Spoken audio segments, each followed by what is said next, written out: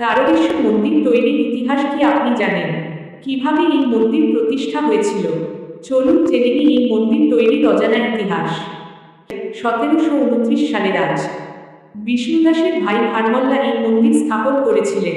অযোধ্যা প্রদেশের অন্তর্গত জেলা জৌনপুরের ডোবি পরগনার হরিহরপুর গ্রামের ক্ষত্রিয় গোস্বামী ছিলেন রাজা বিষ্ণুদাস। তারকেশ্বরের কাছে রামনগর গ্রামে তিনি কয়েকজন ব্রাহ্মণের সঙ্গে এসে বসবাস করছিলেন। ইতিহাস অনুসারে বাংলার নবাব মুর্শিদ কুলি খান তাকে রামনগরে প্রায় 1,500 বিঘা জমি দান করেছিলেন থাকার জন্য।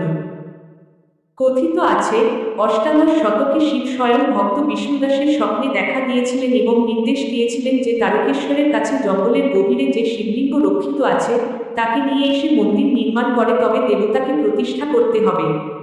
রাজার রক্ষক মুকুন্দরাম ঘোষ একদিন লক্ষ্য করেন কয়েকটি গাভী ঘন জঙ্গলের মধ্য দিয়ে গিয়ে একটা শিলার উপর বাঁধ থেকে দুধ নিঃসৃত করে ফিরে আসছে।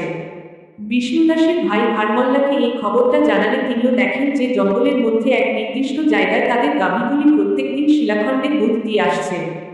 নল খাগড়ায় পরিপূর্ণ সেই শিলাখণ্ডের মাথায় একসময় স্থানীয় মহিলারা ধান ছাড়ত বলে শিলাখণ্ডের মাথায় গর্ত হয়েছিল, যা আজও লক্ষ্য করা যায়।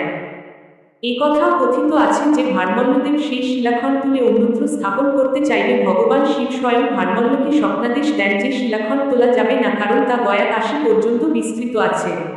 এর পরিবর্তে তিনি যেন সেখানেই একটি মন্দির নির্মাণ করেন। ফলে ভারমল্ল এবং বিষ্ণুদাস গড়ে তোলেন এই তারকেশ্বর মন্দির, যা পরে বর্ধমানের মহারাজা সংস্কার করেছিলেন। ক্রমশ তারকেশ্বরের কথা মানুষ জানতে শুরু করলে বহু দূরান্ত থেকে বৈদ্যবাটী হয়ে তাদের মন্দিরে পৌঁছাতে হতো।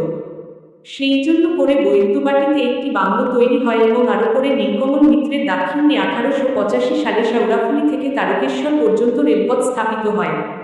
একসময় দশনামী শৈব সম্প্রদায়ের মঠ হিসেবে এই তারকেশ্বর মন্দির পরিগণিত হতো।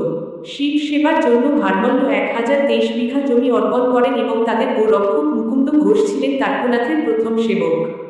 এখানকার পূজারীদের বলা হয় মহান্ত। বিখ্যাত মহান্ত কাব্যে কবিচন্দ্র রামকৃষ্ণ দাসের শিবায়ন কাব্যে এই তারকেশ্বর মন্দিরের উল্লেখ পাওয়া যায়।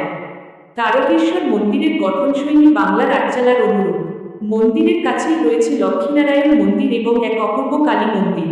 মন্দিরের সম্মুখে একটি নাটমন্দির রয়েছে, যেখানে ভক্তরা বসে তাদের মনের কথা দেবতাকে জানায়। শিব মন্দিরের উত্তর